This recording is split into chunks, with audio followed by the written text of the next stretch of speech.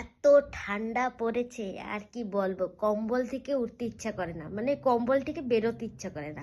তাই দেখো ঘরে বসে বসে অর্ডার করেছি এই যে একটা টোপলা, আর তার সাথে ঠান্ডা কমানোর জন্য এই যে আর একটা ড্রিঙ্কস। চলো তাহলে কি এনেছি দেখাই।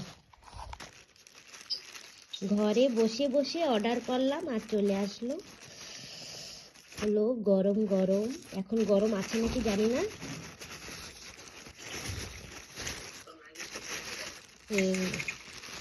চিকেন পকোড়া। চিকেন পকোড়া খেতে কে কে ভালোবাসো অবশ্যই বলবা। দেখি 50 টাকার কতটুকু দিয়েছে।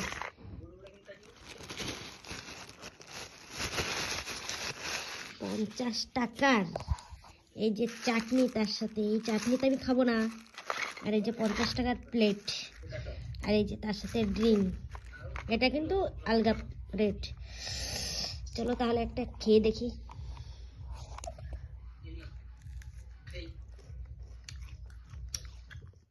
ঠান্ডা হয়ে গেছে কিন্তু টেস্ট ভালো কিন্তু ঠান্ডা হয়ে গেছে।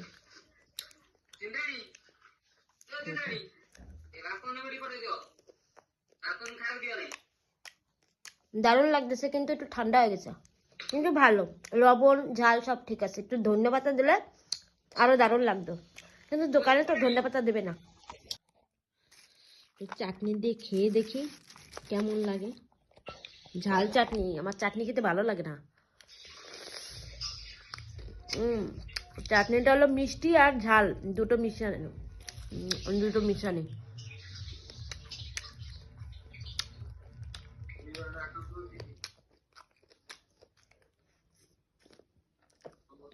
জলজিরা হজম হবে।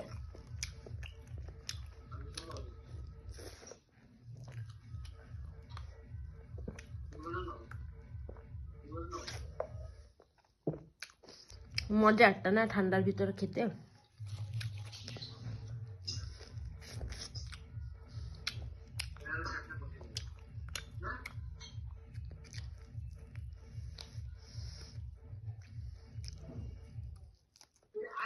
চিকেন পকোড়া অ্যাকচুয়ালি খালি মাংসের পিস দিয়ে বানানোর কথা, কিন্তু এখানে হাড় ফাড় সব দিয়ে দেয়। হ্যাঁ বলো। আর ওরা ভোজি খাচ্ছে, পিকনিক খায় নুক তারপরে করে দেবে।